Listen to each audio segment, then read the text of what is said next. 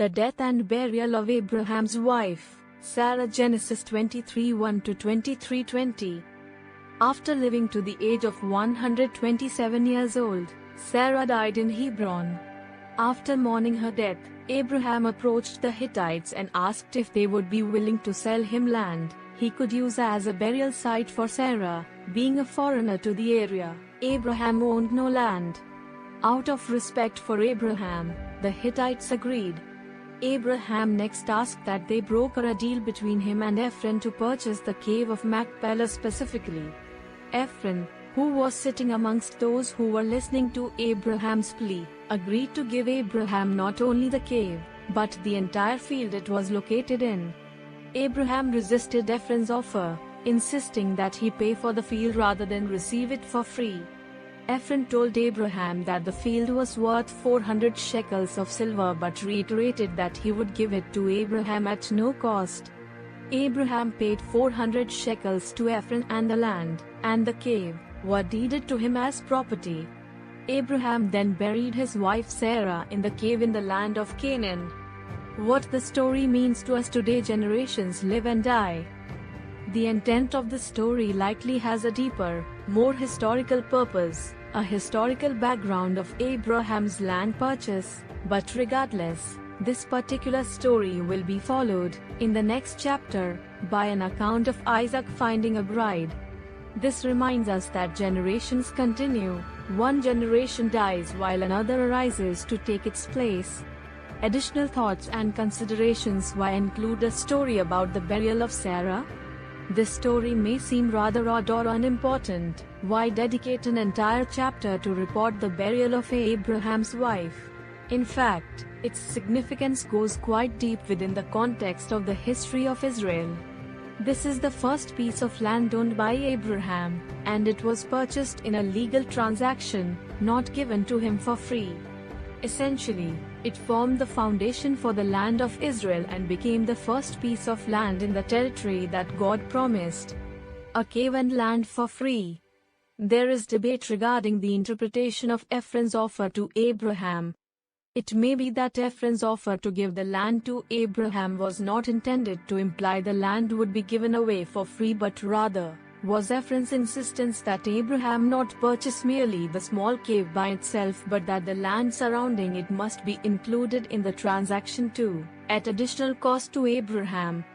Some have theorized that ancient law would have required Ephron to pay the taxes if a small piece of the parcel was sold, an obligation that would instead pass to Abraham if the entire tract was included in the transaction. Or possibly Ephron was indeed offering to give both the land and cave at no cost, knowing that Abraham would instead want legal title to it and would refuse the gift, countering with a payment offer for both the land and the cave. It is hard to imagine Abraham's status was such that the Hittites would offer him the land for free. Still, we cannot discount that possibility. Where was Abraham when Sarah died? Given the description of events in the previous chapter, it is quite possible that Abraham was in Beersheba. The previous chapter notes that Abraham returned to Beersheba and dwelt there at the time Sarah died and had to return quickly to her side after her passing. The cave of Machpelah.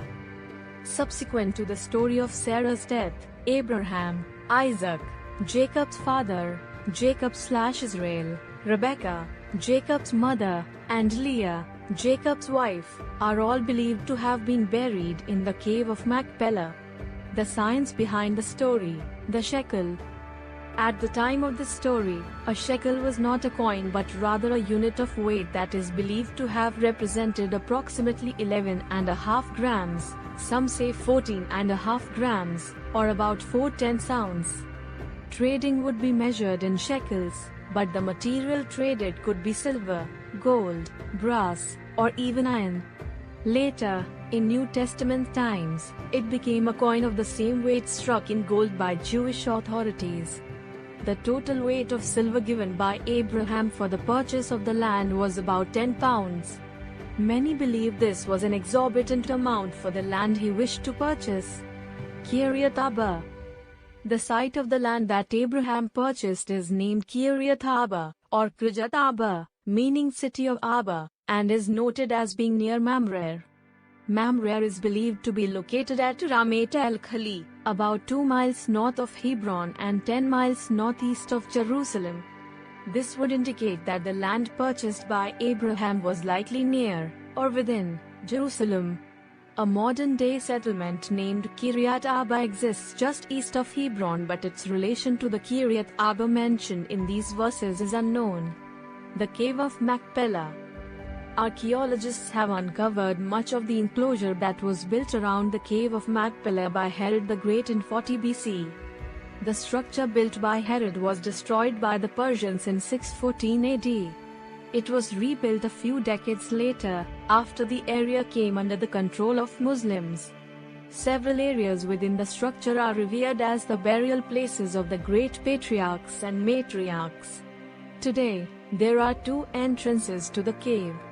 Both entrances are sealed, one by a gate and the other by a large stone, and are generally inaccessible to the public, out of respect for the dead. But throughout history, clandestine investigations into the cave's underground areas have taken place. One investigation involved the nighttime lowering of a 12-year-old girl into the cave chamber, supposedly with a camera. They reported finding a staircase, long hallway, and a small, simple room. Thank you for watching this video.